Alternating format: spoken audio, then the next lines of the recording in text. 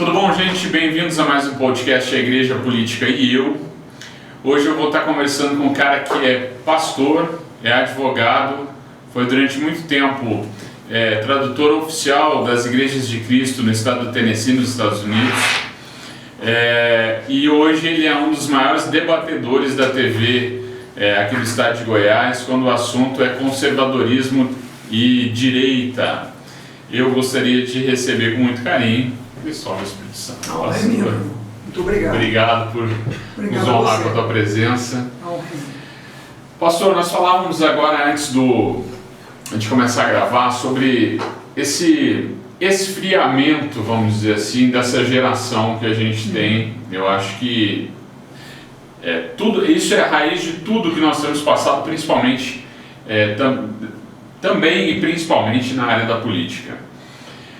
Como é que tu vê essa geração hoje diante desse evangelho líquido, vamos dizer assim, que é um evangelho que ele vai de acordo com a conveniência, ele se amolda muito fácil? Como é que tu encara isso? Na verdade, meu irmão, a situação ela é catastrófica. Esse é o adjetivo que eu vou usar. Essa é uma catástrofe que está ocorrendo. Ela não começou ontem. Ela é um processo histórico em que a igreja ela foi deixando de ter a sua relevância no mundo, infelizmente. E ela foi se aproximando do Estado organizado e se tornou um apêndice desse Estado. E isso hoje, de forma muito grave, reflete na juventude. A juventude também absorveu essa cosmovisão extremamente estatista, em que nós enxergamos o Estado como um provedor de todas as coisas, mais do que o próprio Deus, mais do que o próprio papel que a igreja tem também no mundo, né, um papel secular, que é um papel imprescindível, de sal da terra. E nós fomos afastando dessa cosmovisão realmente cristã e fomos absorvendo esses valores materialistas, esses valores do próprio mundo secular, a partir da ideia do superestado. Isso hoje reflete na juventude. Nós temos jovens nas igrejas hoje, em grande parte, tem exceções, graças a Deus, temos jovens cheios de vida em Cristo, jovens que dão lições nos mais velhos, mas nós temos um grupo grande, né, infelizmente cada vez maior de jovens, completamente frios espiritualmente, afastados dos valores que nós defendemos e trazendo para a igreja os valores contrários ao evangelho, ao cristianismo realmente bíblico. Esses dias um ministro aí importante do Estado se referiu ao cristianismo bíblico como cristianismo do mal. Quer dizer, isso é um absurdo total.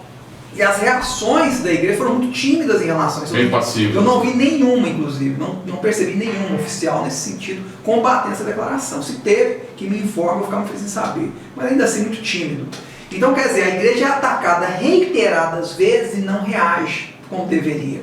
Você não vê um movimento de contestação disso, notas públicas, ou mesmo nas redes sociais, há um esfriamento. Então isso tem sido a postura da igreja nas últimas décadas. Ela é atacada, ela recua e vai se recuando cada vez mais até perder a sua relevância. E agora está sendo atacada diretamente. Nós tivemos os exemplos dos lockdowns ocorridos aqui no Brasil, em outros países, em que igrejas foram frontalmente atacadas. Pastores foram presos por fazer o que a gente chama de service, que é o serviço da igreja naqueles países, o que é um absurdo completo. Quer dizer, nas piores tragédias humanas, as igrejas ficaram abertas. Nas guerras, nos bombardeios, nas grandes epidemias, até maiores do que essa. E agora, por uma questão sanitária, você viola o direito da liberdade religiosa das pessoas, o direito ao trabalho, não é? Agora querem implantar o absurdo de uma espécie de cartão de vacinação digital, passaporte sanitário.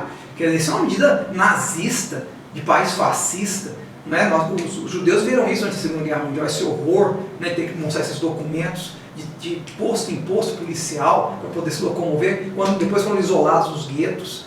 Nós vamos sujeitar isso com humanidade. E as igrejas estão passivas. Aliás, nós corremos o risco da igreja ser um instrumento na mão do Estado para conferir esses passaportes. Você só vai frequentar a igreja se estiver com um na mão, então você não frequenta.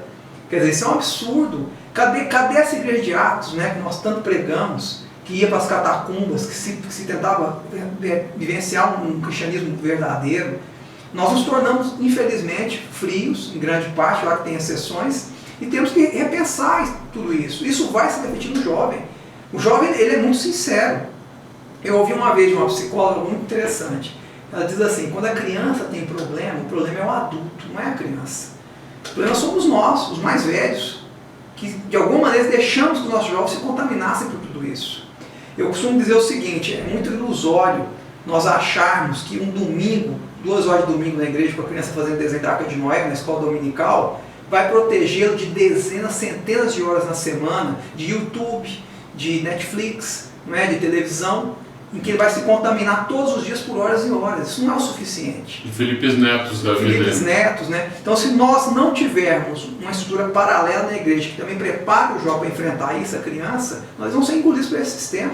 Porque o que a gente vê, na verdade, essa estatização da igreja que tu apontasse, ela, na verdade, ela é reflexo de uma humanização da igreja. Né? Exatamente. Porque o que acontece? O homem, ele cada vez mais, começou talvez de uma maneira relativamente sutil, mas cada vez mais, ele começa a entregar ao homem, o lugar de Deus, Exatamente. Então é a naturalização do espiritual e muitas vezes a espiritualização do natural que acaba virando uma religiosidade totalmente ilusória. Nós começamos a criar pura religiosidade mesmo, E aí a gente afasta a teocentralização, passa a ter um centro totalmente racional, totalmente humano, afasta Deus e cria uma religião totalmente racional para justificar os atos totalmente falhos e, em alguns casos, até antibíblicos. Não, exatamente. Nós já temos movimentos hoje no meio cristão de igrejas que defendem que a igreja se transforma em instituição de caridade, nada mais que isso. Então aquela coisa da grande comissão, de pregar o evangelho a toda criatura, fica de lado, para a igreja se transformar em instituição de caridade. Esse é o objetivo. Só que isso também é ilusório. Quando isso acontecer, a próxima etapa é extinguir a igreja e criar uma religião civil, que já está sendo criada em escala global, para que as pessoas tenham outros valores, que são os valores do mundo. Então, por exemplo, ambientalismo radical é um valor dessa nova religião civil. A questão da ideologia de gênero é outro valor dessa religião civil. E as igrejas estão absorvendo isso no seu escopo, Você viu a campanha da Fraternidade da Igreja Católica esse ano, que não é um escárnio aos católicos, aos bons católicos, abraçando todas essas pautas diversitárias, dentro do meio católico, do meio cristão. Isso é um absurdo completo. Nós estamos vendo isso também no movimento protestante, pastores surgindo, defendendo essas ideologias todas, abraçando tudo isso. Mas qual que é o objetivo disso tudo? É diluir o cristianismo verdadeiro nesse caldo cultural, satânico no meu entendimento, criar essa religião civil que vem substituir a religião cristã. Porque não adianta, esse vazio teológico no coração do homem só pode ser preenchido por outra teologia, que não será cristã. Não existe vácuo em nada. Não existe vazio de poder. Então alguém tem que ocupar. E qual que é o processo histórico?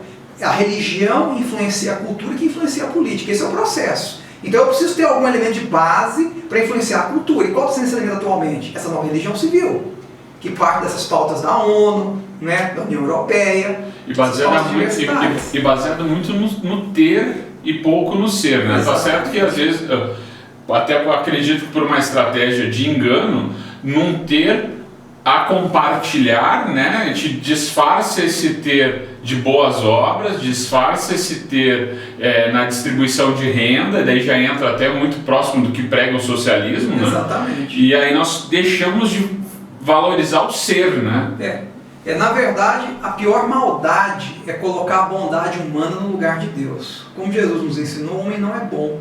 Eu não estou dizendo que não temos que ter espaço para isso, mas nós não precisamos do marxismo ou do socialismo para nos ensinar isso. Cristo nos ensinou sobre isso. Dai a César o que é de César e a Deus o que é de Deus.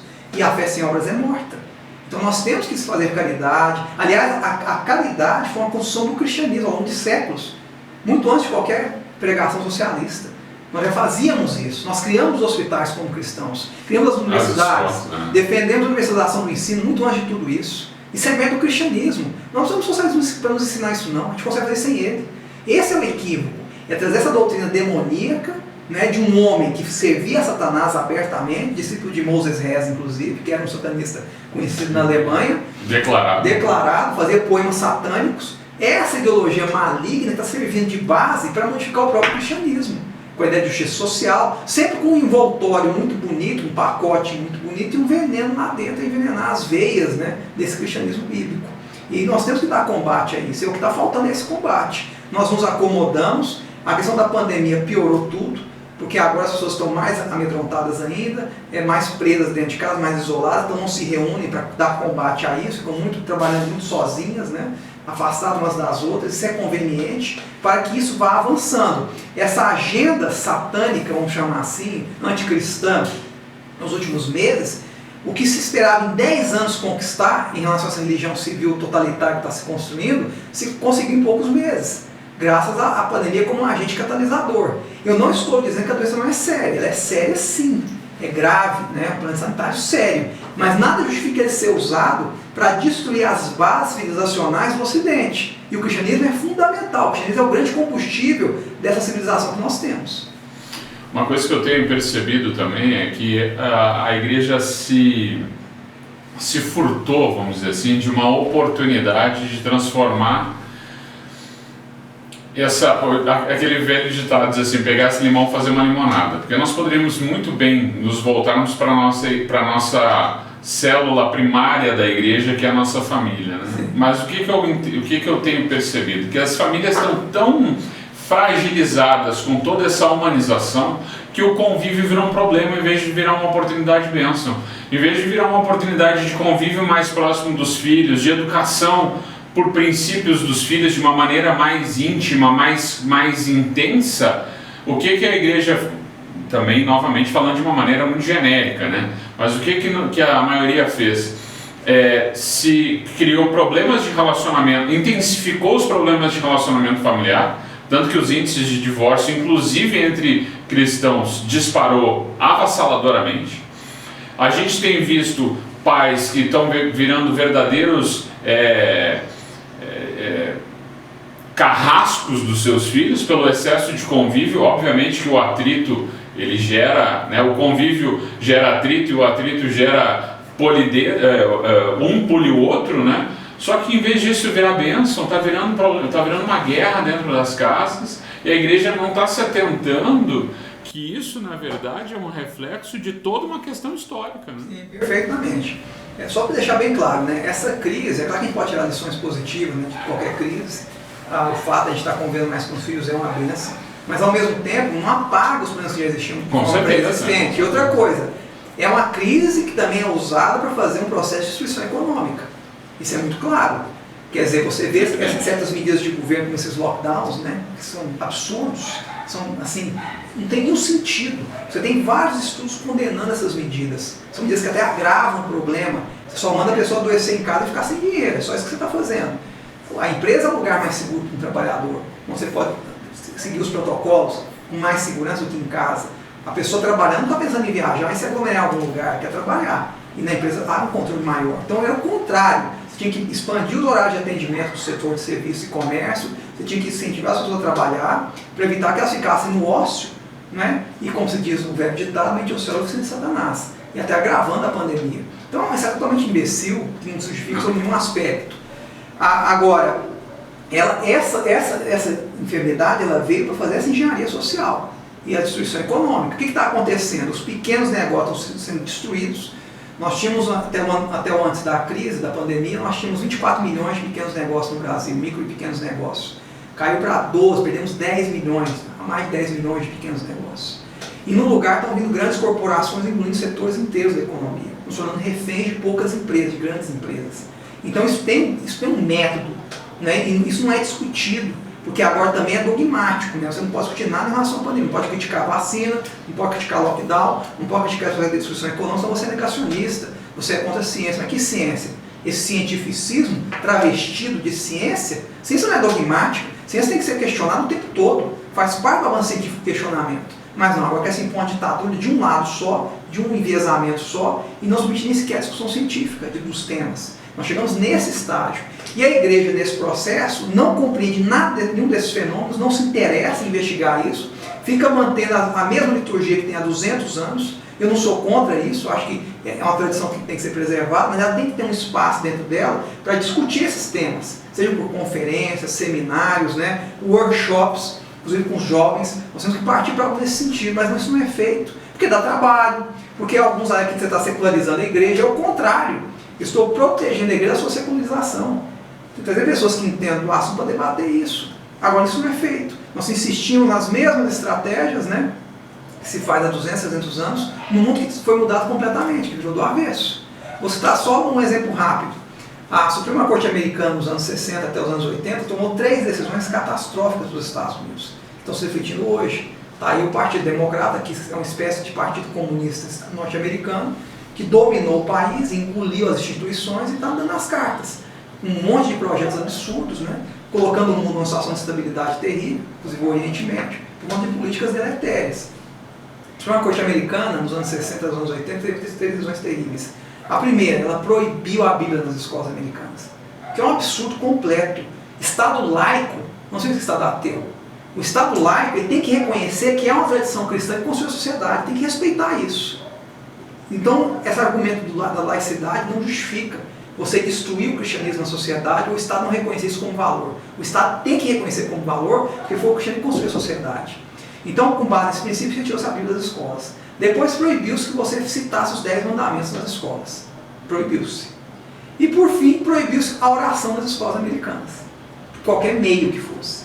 Então, quer dizer, qual foi o resultado? Uma geração de jovens contestadores, isso no mundo inteiro, se refletiu no mundo inteiro essas decisões. Uma geração de jovens contestadores, semi-analfabetos, que são apenas demônios contestadores em grande parte. Essa é a verdade. O C.S. Lewis ele tem uma frase que diz o seguinte: uma educação sem base cristã só serve para formar demônios mais inteligentes. E nós estamos há décadas formando demônios mais inteligentes. Está aí o resultado, eles nos engoliram completamente. Hoje são cientistas, né, que defendem lockdown, cientistas que defendem que não se pega a doença precocemente. São os deputados, os senadores, os governantes que nós temos, que também passaram a se contaminar por esse processo. E o que a igreja fez? Ao invés de influenciar, se encolheu, manteve a sua linha em tese espiritual, sem abrir espaço para enxergar os outros fenômenos em volta dela. E lutar, e pelejar. Ela parou de lutar. Deixou de ser protestante. Né? Deixou de ser protestante, ela parou de lutar simplesmente. E entregou aos políticos, né, que muitas vezes visitam as igrejas, nem tem compromisso com aquela religião, com aquela cosmovisão, mas visitam, são laureados, são tratados como reis, e depois, numa situação como essa, mandam fechar as igrejas. O meu pastor ele tem uma frase muito interessante que eu repito com uma certa frequência, que ele diz assim, ó: durante tanto tempo a igreja disse que política era coisa do diabo, que agora está dando que ele acabou acreditando e agora está dando um trabalho danado para tomar de volta para nossas mãos, né? Pois é, exatamente. Agora uma coisa assim, só voltando um pouquinho a um dado que tu trouxesse da questão econômica. Essa semana saiu um relatório da Brasel, não sei se tu viu, com a estimativa de bares e restaurantes que trabalham aquilo que fecharam no Brasil. 40% dos restaurantes que trabalham aquilo fecharam no Brasil. Não, você inviabilizou o negócio. Totalmente, né? Você inviabilizou, você fechou escritórios, você fechou o trânsito das pessoas. Uma coisa muito séria nós temos que dizer a respeito disso. Primeiro que estão entrando com ações coletivas contra os governos. Contra os governos. Eu os parabenizo por isso, não pode deixar isso barato. O que se fez foi muito grave, de uma imensa irresponsabilidade.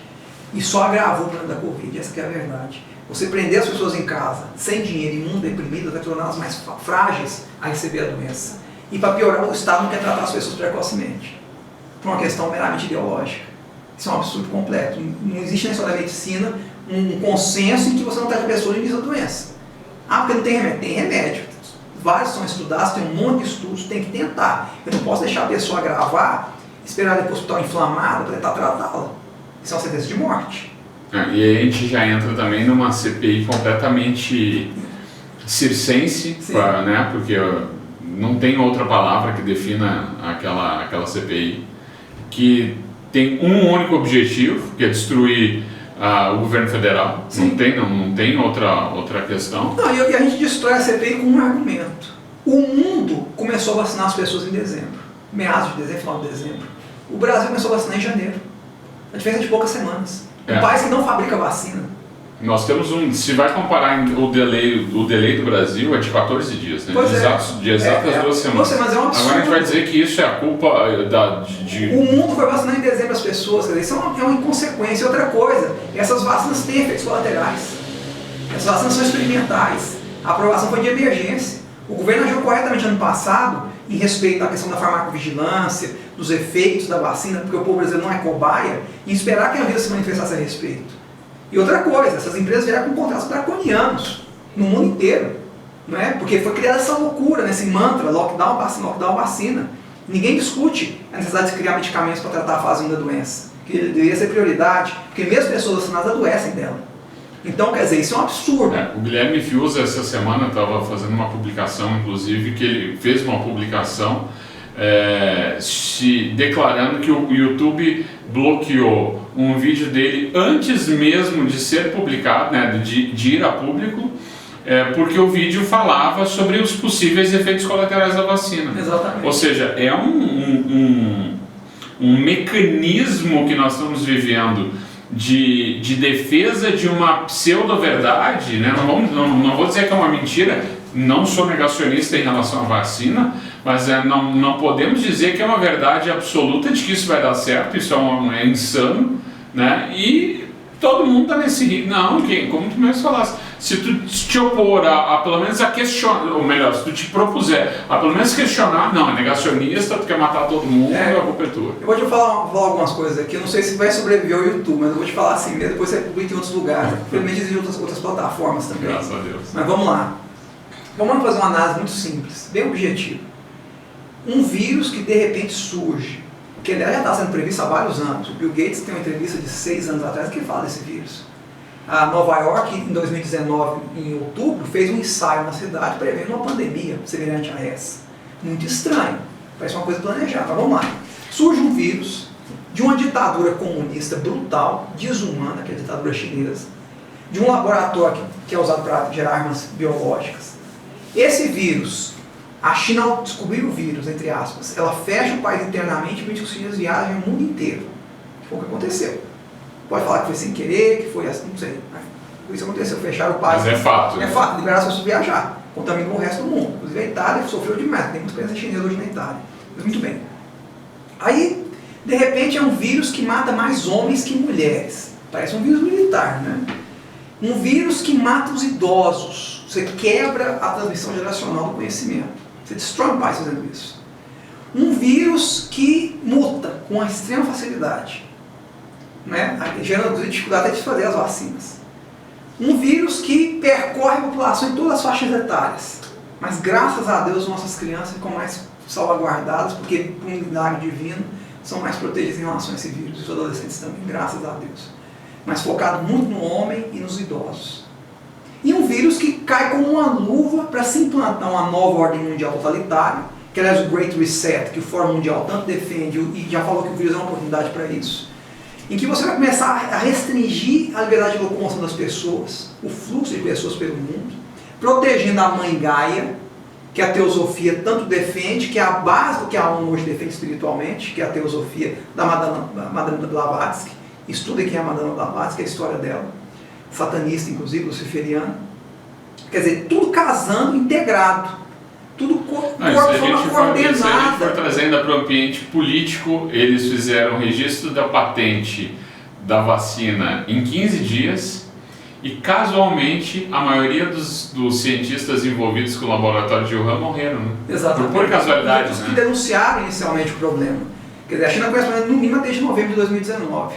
O mundo foi saber disso em janeiro, praticamente, de 2020.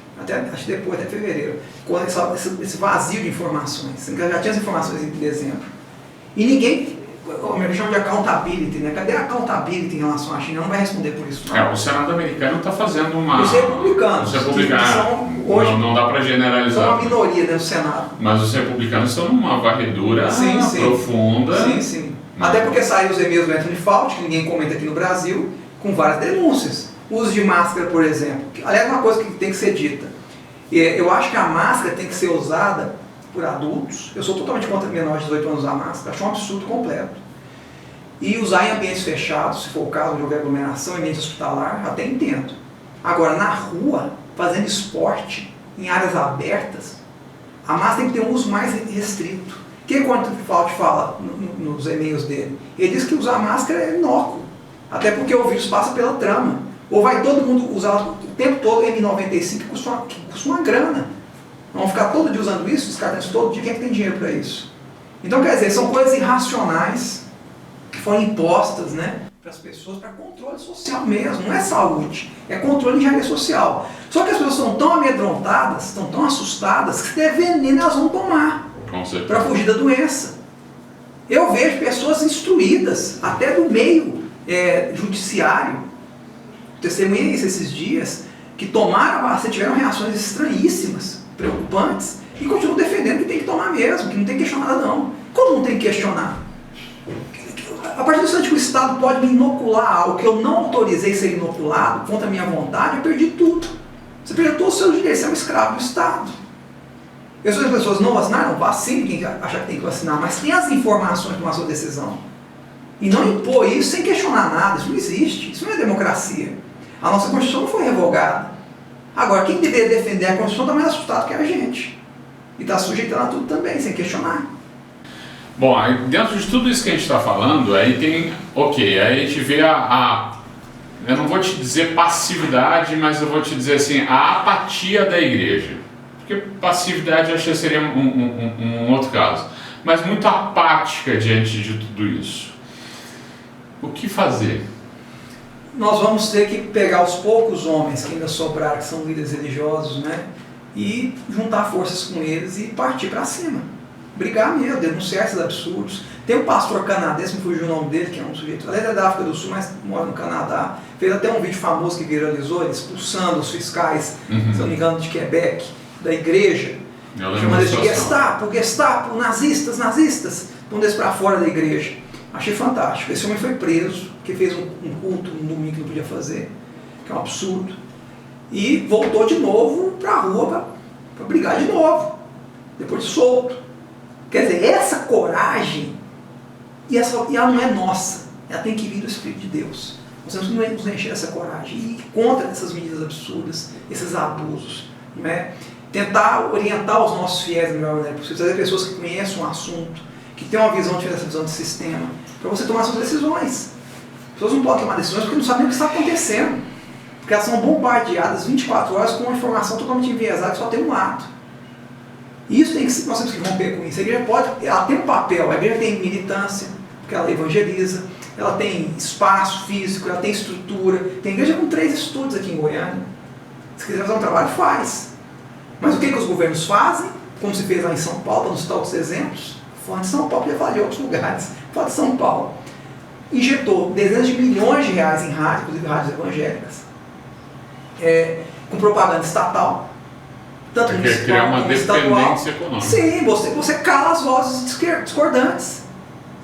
Então, se um dia você quiser trazer uma pessoa como eu, como você, para falar na rádio evangélica, desses assuntos, você vai ser tolhido. Porque vão pensar, não, mas eu vou perder meu contrato com o Estado se eu trouxer esse cara aqui, esse pastor aqui. Não posso trazê-lo. É uma mordaça econômica. Uma mordaça econômica. Então, quer dizer, usam todos os meios que a verdade não pode ser dita. E eu volto a dizer, essas vacinas gênicas que estão chegando ao Brasil, não sou para não tomá-las, mas nós temos que ter o direito de saber todas as informações sobre elas. Divulga, inclusive, quais são os efeitos colaterais, quais são os que eu estou correndo de tomar. Será que convém dar para o menor de 18 anos, que eu já sou totalmente contra? Já que o risco para ele agravar a doença é muito pequeno, a vacina ser um risco maior. Nós já temos casos na Europa, né, mais de 10 mil casos de miocardite, inflamação do miocárdio, por conta dessa vacina em jovens, em crianças. Nos Estados Unidos também isso tem sido relatado. Nos Estados Unidos tem um sistema chamado VAERS, e nesse sistema as notificações são pontuadas, né, todos os dias, são mais de 5 mil já, envolvendo crianças e jovens com esse problema de saúde cardíaca, que é sério, é grave, mata. Então, quer dizer, as pessoas têm que saber disso. Porque o dia que chegar em posição para vacinar menor de 18 anos, não vou aceitar. Meu filho não vai vacinar. Já tem a Universidade Americana exigindo de jovens, escolas, essa certificação de vacinação. Que é um absurdo. São vacinas experimentais. Nunca se combateu uma pandemia com essas vacinas. É a primeira vez. A pandemia segue um ciclo de imunidade de rebanho. Não que eu estou dizendo para deixar a doença avançar sem controle, não é isso. Mas vamos tratar precocemente também. Vamos vacinar com consciência, dando ciência às pessoas dos efeitos. Agora, fazer o que estão fazendo, dando as pessoas dessa maneira tão autoritária, e ficam, e assim, é um negócio tão doentio, tão maligno. Quer dizer, eu tiro o pão da pessoa, o trabalho dela, não deixo ela trabalhar, não deixo ela abrir o comércio, não deixo ela viajar, não deixo ela fazer nada. Aí eu imponho a vacina. Mas mesmo com vacina, os vacinados continuam com as mesmas restrições, até obrigado a usar máscara. Que lógica é essa? Que sentido tem isso? Até Biden, que é um baita esquerdista nos Estados Unidos, que sustenta o esquerdismo americano hoje, já disse que quem é vacinado não tem que usar máscara, não tem que fazer distanciamento. Disse lá nos Estados Unidos agora. Quer dizer, que lógica é essa no Brasil, desses governos insanos? Você vê a cidade do interior de São Paulo, acho que foi Araraquara, a pessoa não pode ir ao supermercado fazer uma compra, tem que agendar e pedir por telefone. É ridículo. O supermercado não dá nem atender, é tanta gente. É inviável operacionalmente. Então, gente passando fome, tendo dinheiro no bolso, não consegue comprar um mantimento. Quer dizer, que loucura é essa? Nós nos sujeitamos às igrejas caladas. Eu não vi nenhum de Araraquara para se levantar contra isso. Cadê os pastores? Tem rede social, cadê? Denunciando esses absurdos. Quem sempre defendeu a liberdade foram os protestantes, que traz isso como valor de democracia, né? Quem estrutura a democracia americana são os nossos valores protestantes. Cadê esses valores agora? Todo mundo acuado, caladinho, de cabeça baixa, e o Estado anda injetando dinheiro no sistema de comunicação dentro das próprias igrejas, para manter as pessoas caladas. Uma coisa que tu falou, cadê a igreja, cadê os pastores e tal, nós nos conhecemos através dos movimentos de rua. Sim. Né? Nós somos os protestantes. Exatamente. Eu tenho visto assim por exemplo, eu sou de 1977. Uhum. Então, final de 77. Eu me lembro de uma maneira, eu já era criança crescida, eu me lembro das diretas já. Sim. Eu me lembro, eu ainda não era politicamente validado, vamos dizer assim, não tinha título ainda, mas eu me lembro do Fora Collor. Lembro que na minha época eu já estava, acho, na segunda parte do primeiro grau. Eu lembro de ir para a rua com amigos mais velhos e tal. E em todos esses movimentos a igreja era muito presente, principalmente a gente via a igreja católica também muito envolvida, alguns padres eram referência desses movimentos e tal. Hoje eu já não vejo mais isso, eu acho que hoje nós dois somos exceção. Tanto é que nós temos um compromisso de orar pela cidade de Goiânia todas as sextas-feiras à noite. Nós temos uma dificuldade de juntar um grupo mais expressivo. Tu não acha que essa alienação que a igreja tem sofrido, e isso eu acho que é de antes da pandemia, essa zona de conforto que a igreja entrou, não deve ser chacoalhada também na membresia? Às vezes eu penso que a gente coloca muito a culpa nas lideranças, mas eu acho que às vezes a gente cutucar o irmão do lado e dizer para ele, né? Me incomoda tanto isso, Cristóvão. Um dos fatores que, na minha opinião, motivou essa apatia da igreja em relação a essas questões é a chamada doutrina da prosperidade. Quer dizer, as igrejas abraçaram essa doutrina, que não é uma doutrina ideológica, mas é uma doutrina conveniente, porque ela prega a ideia de que se você fizer um sacrifício, se você cumprir até a sua obrigação, Deus vai te abençoar com bênçãos materiais, bênçãos financeiras. Eu não sou contra isso, mas isso não pode ser o cerne da igreja. Não pode ser objetivo. Não pode ser objetivo, porque no dia que faltar, como faltou agora desde o ano passado, você vê grandes pessoas próximas que quebraram, completamente destruíram as suas vidas econômicas, mesmo estando na igreja, mesmo estando cumprindo esses rituais todos. Isso aconteceu, né? Sim, aí a culpa é de Deus, a culpa é de Deus, não é da doutrina imbecil que foi pregada. Então esse foco nisso também gera apatia, porque fica muito no material, né? Muito no material, no ritualístico. Por exemplo, você citou esse evento nosso às sextas-feiras, às 20 horas, todos estão convidados, inclusive, todas as sextas, às 20 horas, sempre 2 ou 3 pessoas, nós estamos lá, né? Eu estou lá sempre. Talvez por algum momento eu não consiga ir, mas eu tenho ido com muita frequência, não quebrei nenhuma vez até agora. Graças a Deus. Mas nós temos que ter a consciência do quê? Do mundo espiritual. Nós temos que entender que nosso tesouro não está aqui. Nós temos que ter essa consciência. Mas enquanto estivermos aqui, o meu papel é orar, é interceder e agir. Não só ficar dentro de casa com uma velhinha acuada, com uma expressão, tricotando e orando. Não, o meu papel como homem saudável é ir para a rua e enfrentar isso. Por exemplo, escatologicamente, vamos falar um pouco de teologia. A pregação da palavra nos ensina que os apóstolos acreditavam que eles voltariam naquele momento. Passando alguns anos, 100 anos, eles voltariam.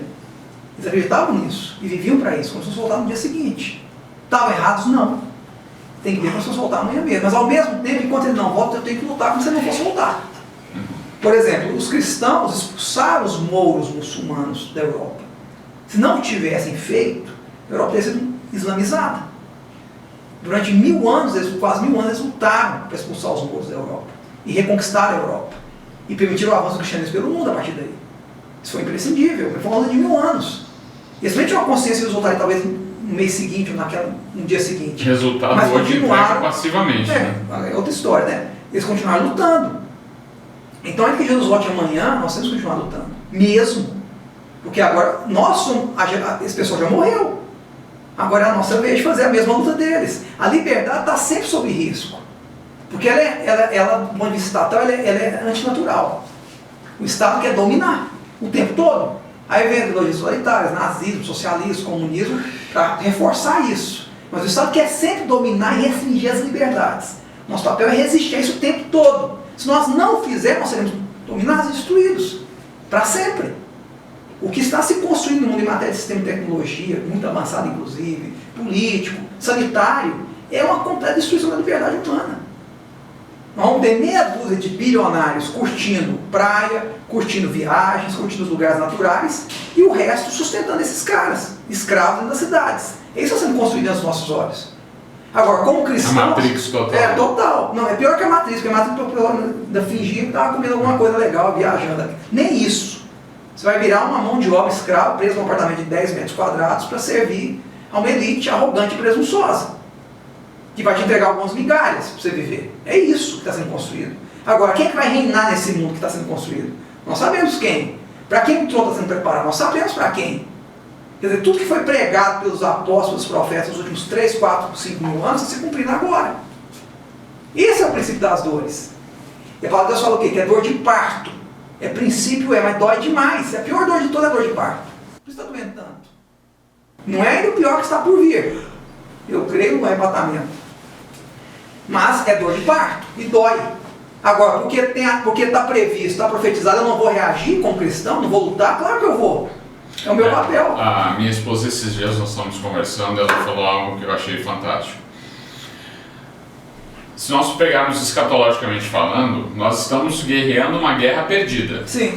A diferença é que vamos dizer assim, o que vai separar o homem do menino é a maneira como nós vamos perder essa guerra. Exatamente. Outra coisa, os cristãos que lutaram 1000 anos com os muçulmanos, inclusive foram derrotados, depois conseguiram milagrosamente recompor a Europa novamente.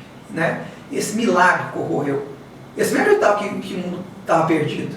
Mas eles não desistiram de lutar e reconquistar a Europa. Isso permitiu que Jesus espalhasse pelo mundo. Então tem um propósito ainda essa luta. Né? Mesmo que a gente sabe que isso no final, seja em que tempo for, vai se consumar. Mas o meu papel é pregar o Evangelho. Para pregar o Evangelho verdadeiro, eu preciso lutar contra essas forças, senão eu não consigo pregar esse Evangelho. Tem um autor que eu gosto muito, chamado Wim Malgo, não sei se você conhece, da Chamada da Meia-Noite, é um alemão. E ele escreve só sobre escatologia, escreveu, né, hoje já falecido, praticamente só sobre escatologia. E ele previa isso, né? Ele na interpretação dele, ele falava: o que vai definir os homens de Deus é a maneira como eles vão morrer, na verdade. Exatamente. Porque a derrota é certa, e até para que se cumpra tudo que a Bíblia diz. Derrota momentânea, porque no final a vitória a derrota é natural, né? Vamos dizer assim. No final a vitória de Cristo. Mas o momento que nós estamos vivendo, ele exige que nós nos levantemos como corpo, né? Exatamente. Porque hoje eu acho que ainda está assim, a igreja está assim, de vez em quando levanta um dedo, né? Levanta outro dedo, mas como corpo, falta muito ainda para o nosso despertar. Exatamente. E eu acho que é esse que tem me provocado a desenvolver o conteúdo da Igreja Política e eu, é isso, é mostrar para as pessoas que nós temos sim que nos ativarmos como indivíduos e multiplicarmos essa ativação. E eu vou dar uma solução prática para tudo isso. Não sei se vão nos ouvir, mas eu vou dar uma sugestão prática. Nós, como eu disse mais cedo, nós temos estruturas prontas. Nós temos pessoas que evangelizam, pessoas acostumadas com essa militância do evangelismo. Nós temos estruturas físicas nas igrejas, temos estúdios, temos rádios, enquanto isso não nos foi tirado. Temos que criar algo paralelo que já foi dominado. Nós não temos mais acesso à grande mídia, foi tomada, as universidades, foi tomada. Temos que criar estruturas paralelas. Sejam novas universidades, né, com valores conservadores cristãos, sejam rádios fazendo programas constantes a respeito disso. Nós temos que criar mão de obra que só vai surgir se essas estruturas forem disponibilizadas para isso. Agora tem que ter coragem de fazer isso, assumir riscos. enfrentamentos, né? Quantos estão dispostos a fazer? Agora, isso é imprescindível para você ter uma chance de uma resistência digna. É imprescindível. E não é feito. Não é feito. Ao contrário, nós vemos emissoras aí importantes, ligadas a igrejas que se dizem protestantes, evangélicas, servindo de chapa branca para governo. Não, aqui em Goiânia que se diga. E defendendo a causa do governo o tempo todo. Quer dizer, você tinha emissoras que mostravam contra propaganda. Emissoras que tinham aqueles quadros, né, reclame aqui, que o povo reclamava do prefeito, do governador, não sei o quê. Esses quadros apareceram. É só câmera de rua, crime, acabou esses assuntos. E defendendo as pautas do governo. Esses dias eu vi um apresentador famoso aqui pegando a câmera e filmando as pessoas no clube, que era um absurdo. Mas está liberado estar no clube, por que é absurdo? Então agora a regra é as pessoas não mais se divertirem, não mais buscarem sair com suas famílias para descansar na natureza. Está proibido. E ele agora vai ser o juiz disso. Essa imprensa vendida para o Estado é que vai ser a denunciante disso tudo. E cadê o outro lado se levantando? Isso de uma emissora ligada a uma igreja. E cadê o outro lado se levantando? Não, peraí. A liberdade das pessoas, os direitos individuais, deixaram de existir? Por causa de pandemia, por causa de medida sanitária? E esses conselhos que estão aí julgando tudo isso, esses COIs, né, que são compostos de gente do Estado, burocratas, tecnocratas, de definir o que tem que abrir, o que não tem, como é que é isso? Ninguém vai contestar isso? Então eu vejo as pessoas se subordinando demais, a igreja igualmente, e com estrutura. E ao invés de pegar a estrutura e usar para fazer justiça, e resistir ao príncipe desse século, que é mandamento, resistir ao príncipe desse século, ela pega a estrutura e entrega na mão do Estado para servir a ele. É isso que está acontecendo. E ainda sustenta. E ainda sustenta. Então, quer dizer, isso é um absurdo completo. Isso é suicídio. Ou eles acham que isso não vai se voltar depois contra a própria igreja, como se voltou durante a pandemia, que elas foram fechadas. Fechadas. Essa frase tem me guiado muito, sabe? Hoje eu não milito para impor as minhas ideias, mas para garantir o meu direito de viver de acordo com elas. Perfeitamente. Porque se nós não entendermos isso, bom, até porque a imposição, nós temos sofrido imposições, nunca foi objetivo dos conservadores impor nada, né? Mas sempre defender, né? Preservar o que é bom. Exatamente. Esse é o objetivo. Quer viver de acordo com a minha verdade? Ótimo, seja bem-vindo. Não quer? É o direito do indivíduo, né? Só que isso está sendo cada vez mais castrado. E as igrejas, irmão, cometem um erro muito grave. Elas acham que pagando um pedágio para o Estado ou para o sistema, elas vão sobreviver. Esse é um grande erro. No dia que o Estado tiver o controle de tudo, inclusive a parte da ideologia totalitária, como é o socialismo, o comunismo, ele virá com toda a força contra as igrejas, mesmo aquelas que colaboraram. O fim de todo traidor colaboracionista é a morte pela mão do Estado. Isso é histórico. Então isso é uma grande ilusão. No final o Estado virá e tomará tudo e destruirá todos, inclusive as igrejas. Essa é a verdade. E nós defendemos o quê? Um Estado que sirva a sociedade. Qual é o mal que há nisso? Onde é que está o fascismo nisso? O fascismo é o contrário disso, é o que nós estamos vivendo. Isso é fascismo. Essas medidas que estão sendo adotadas no combate à pandemia, essas são fascistas. Nós estamos indo contra. Mas a igreja, ao invés de deixar isso claro e comprar essa luta, ela se entrega ao Estado, Deus. Né? Que cristianismo é esse que nós estamos vivendo, então, como igrejas, oficialmente falando?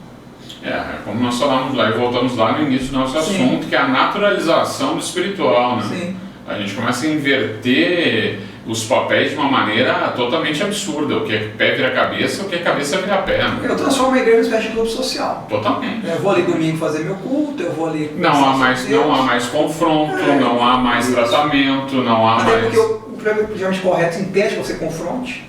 Você não pode discriminar nada, e discriminar é importante, você tem que discriminar o que está certo do que está errado, isso faz parte da mente humana, é uma loucura.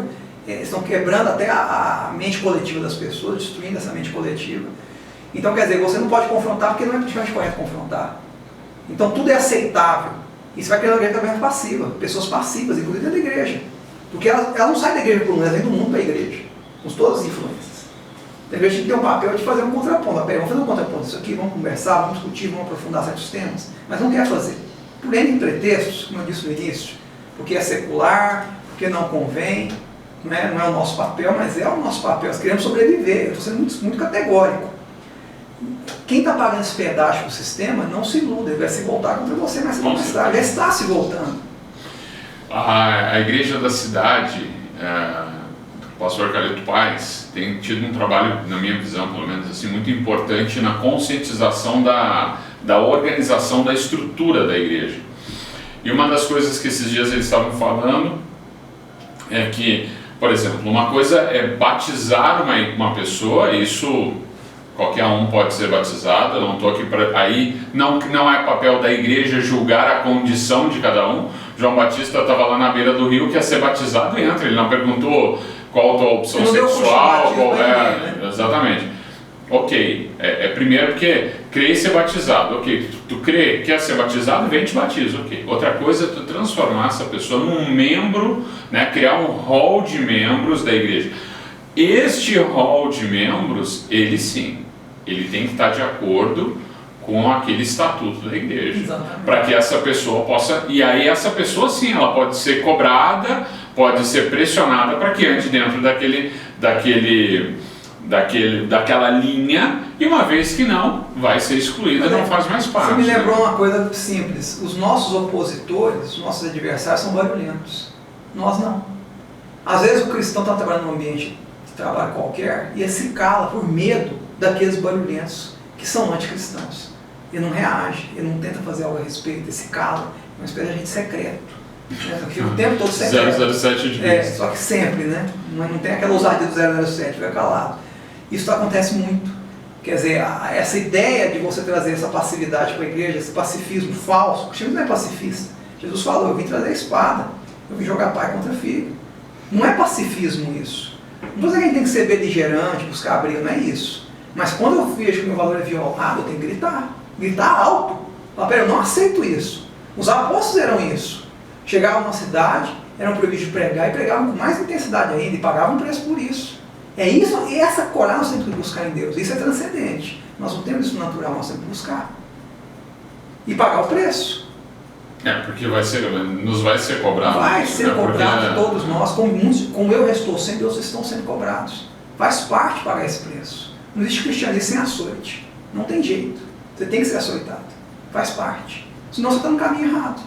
Só tem 2 tipos de cristãos que Deus não vai vomitar da sua boca, porque não são mornos. Só tem 2. O herói e o mártir. O resto é morno. Vai ser vomitado por Deus. Essa é a verdade, está nos evangelhos, está na palavra de Deus. Você será vomitado. As pessoas acham que isso que a gente faz, bom, para alguns é loucura, mas ok, esses que pensam que é loucura, não estou para debater com eles.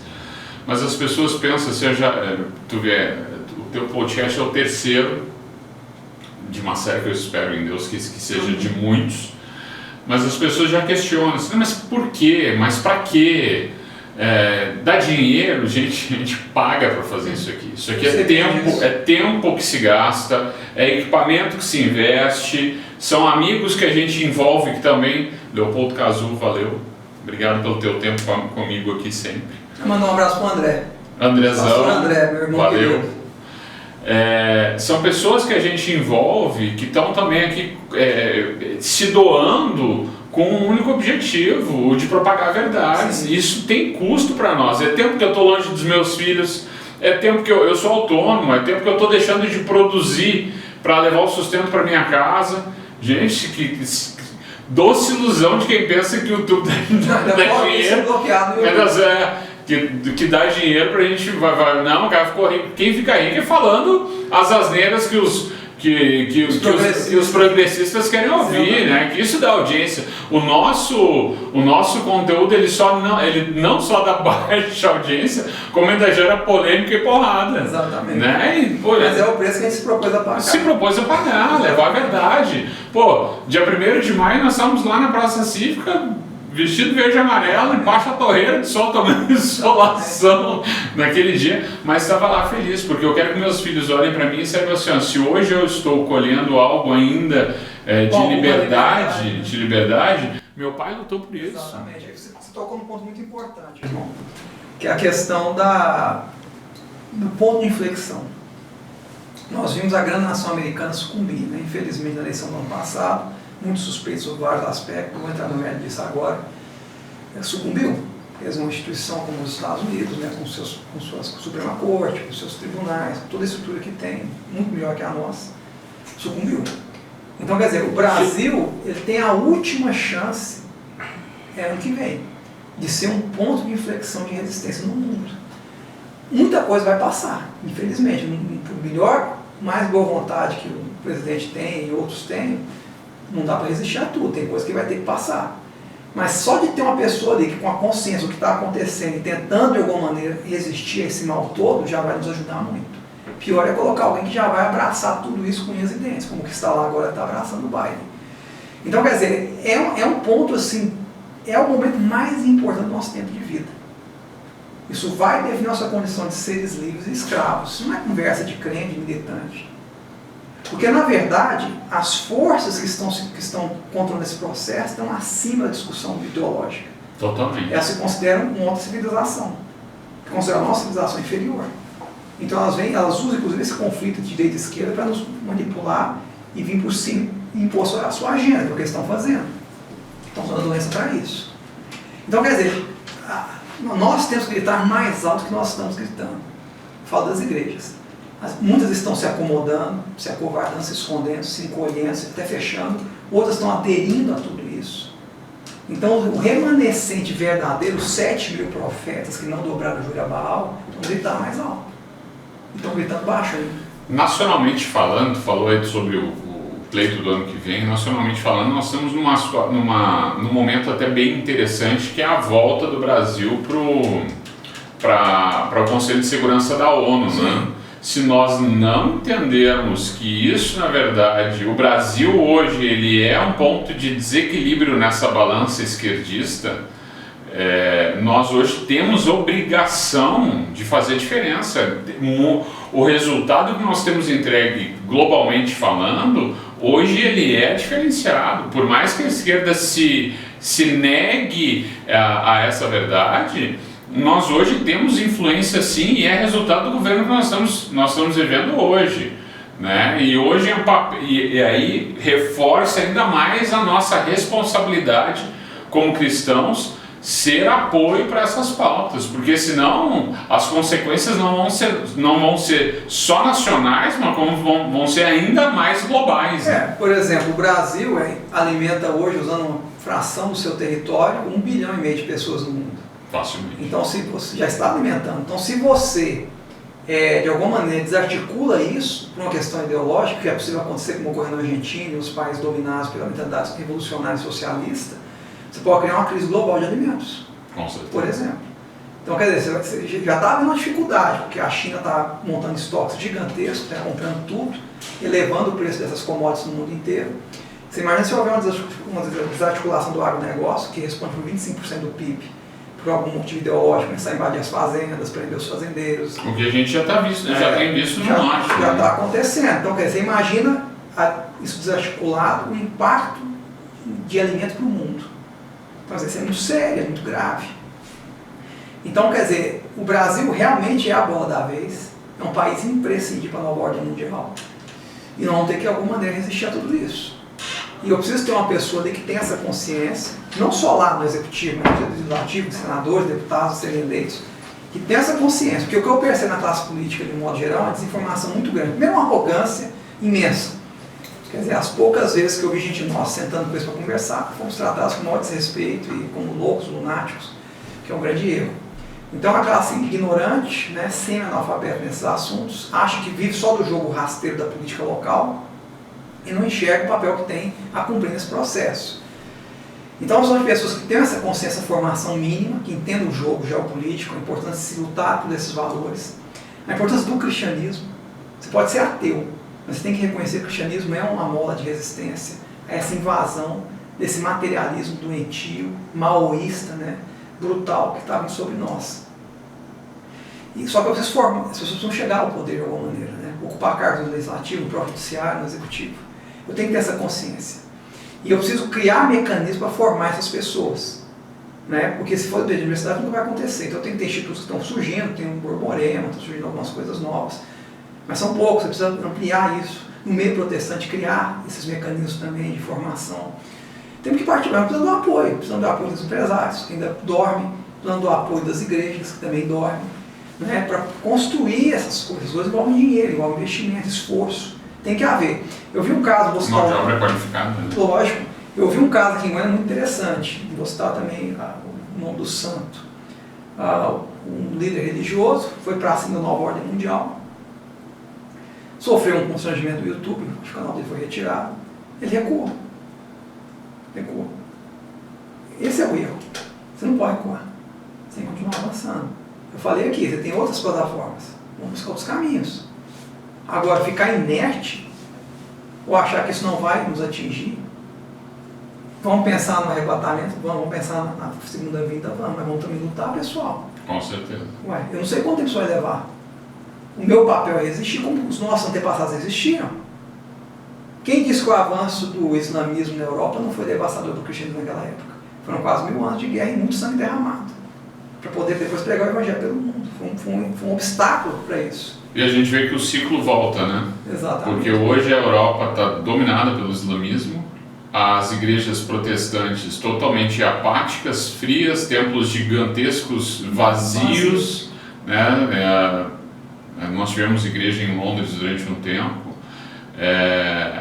Nós víamos igrejas sendo transformadas em galerias, transformadas em boates, transformadas em bares, em pubs, enfim, porque não há membresia. Exatamente. Entendeu? E o islamismo e as mesquitas pipocando a cada esquina. Tu anda hoje dentro nas ruas de Londres, o que tu mais vê são burcas, né? Passividade, recuo na hora da guerra. Esse é o grande erro, né? É o politicamente correto também, sim, né? Essa religião civil que está se construindo, que envolve o politicamente correto, ela tem um papel devastador na masculinidade. E essa coisa da força do homem, ela é muito importante na religião. Quer dizer, essa virilidade do homem, né? Essa força. É por isso que a autoridade é masculina. Porque você precisa disso para poder avançar uma religião, avançar um fundamentalismo, chamar assim no bom sentido, de fundamento, de base. Você precisa avançar isso. Quando você destrói um fundamentalista, tem que substituir por outro. Aí vem uma religião como a muçulmana, que é a mesma desde o século VII, ela não mudou nada. Ela é extremamente fundamentalista. Fundamentalista masculina, e ela conquista os corações das pessoas, conquista o jovem. Tanto é que nós tivemos vários recrutados para o Estado Islâmico vindos da Europa, né? Pessoas caucasianas, né?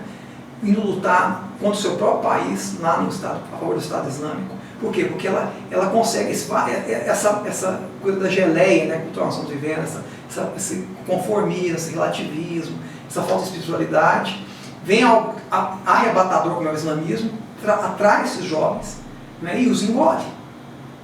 Sem contar o trabalho de recrutamento que eles fazem.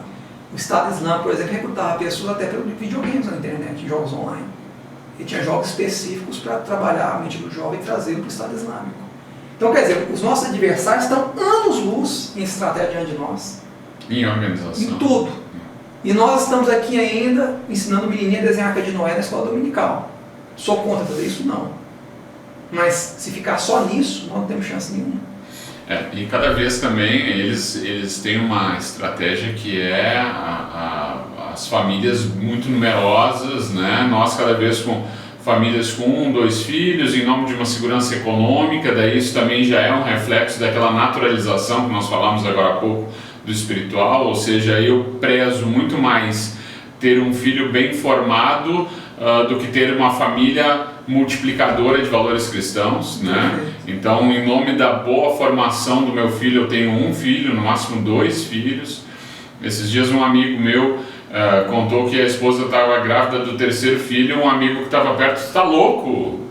3 filhos, gente, pelo amor de Deus. Tem que incentivar. Tem que incentivar. Tem que incentivar. Exatamente. Então, assim, a gente, já em compensação, as famílias islâmicas, 7, 8, 9 filhos, né? Então, a conquista territorial deles acontece também por uma questão de multiplicação. Você tocou num ponto muito interessante, irmão, que é o seguinte.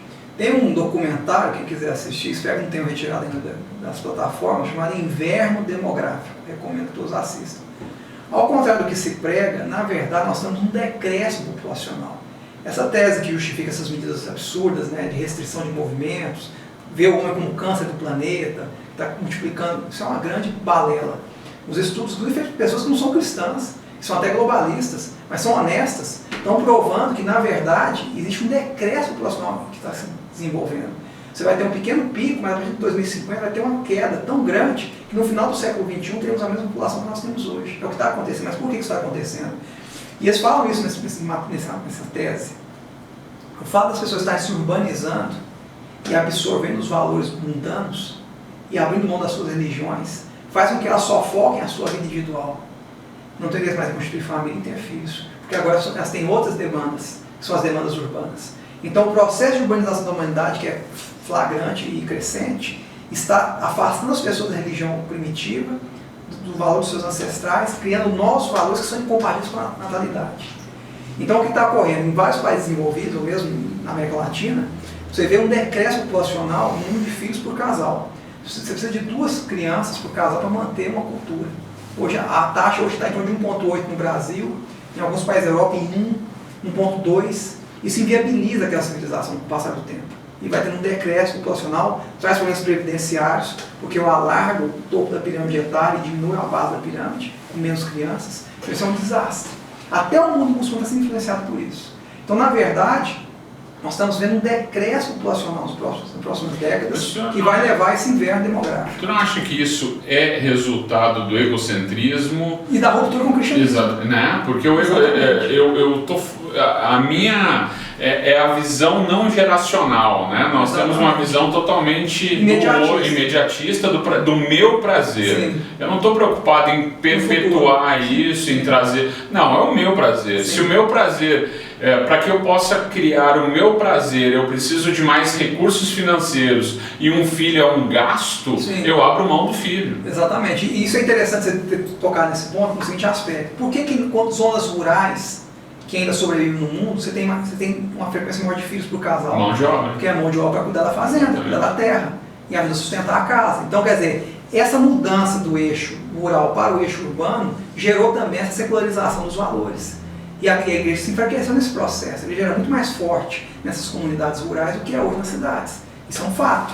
E isso influenciou também esse inverno demográfico que eu fiz referência. Isso está acontecendo, isso é muito grave.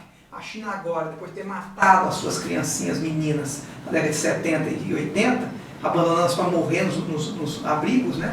Uma coisa horrorosa que o Partido Comunista fez, que foi pegar as crianças nascidas meninas na época da lei do filho único e mandá-las para a morte nesses lugares, abandonar morreram de fome na lição, jogadas nos campos, né, como objeto. Tá aí o resultado. Precisa agora de matrizes, de mulheres que gerem filhos, não tem em idade fértil. Está perdendo população também, pode ter uma crise demográfica que é um tempo gravíssimo. E agora está correndo atrás do prejuízo, tentando incentivar as pessoas a terem um 3º filho. Então, quer dizer, isso é sério. Quer dizer, foi um crime contra a humanidade que foi cometido pela China, o Partido Comunista Chinês naquela época, e agora está cobrando o preço dele. Não há como, sabe? O pecado é a morte. Está aí o resultado. Então, na verdade, esse processo cultural, socialista, progressista, diversitário, que nós estamos defendendo esse multiculturalismo, ele é deletério, ele é suicida. Está levando a humanidade a se auto-extinguir nas próximas décadas. Ou pelo menos ter um impacto demográfico imenso e deletério, preocupante. Porque como é que você vai fazer com um mundo que só tenha velhos para cuidar da economia, para gerar riqueza? Sim, quem vai gerar renda? Não tem jeito, você precisa de crianças. Então a criança hoje, ela é uma benção e tem que ser bem cuidada e bem tratada. Então essas medidas antinatalícias que são adotadas no mundo hoje, inclusive o aborto, são deletérias. E estão comprometendo o futuro da humanidade. Agora, como existe uma mentalidade ambientalista, radical e também socialista, de que o homem é um câncer, né, que existe nutriente na terra, que tem que diminuir, que é um absurdo, estou provando isso aqui, isso não é verdade, você cria uma mentalidade, uma cultura de morte, que é autodestrutiva, que está surtindo os efeitos agora. É doido. Gente, o nosso tempo estourou, nós temos nos proposto a ficar na casa aí de 1 hora de conversa, conseguimos alcançar esse tempo aqui rapidamente. O Cristóvão é uma enciclopédia ambulante. Só obrigado pelo teu tempo, fico muito honrado. Eu quero te convidar a gente rapidamente repetir a dose aqui para a gente falar sobre outras pautas. Hoje a gente falou muito sobre uma visão mais espiritual, mas o Cristóvão tem uma visão política que é invejável. Conversar com ele sempre enche a gente. Eu tenho tido a honra disso. E espero que em breve a gente possa repetir, meu irmão. Meu irmão, obrigado. O convite muito honrado. A honra foi minha. Espero que em breve a gente repita. Com a graça de Deus. Semana que vem a gente está de volta com mais A Igreja, a Política e eu. Um abraço para vocês.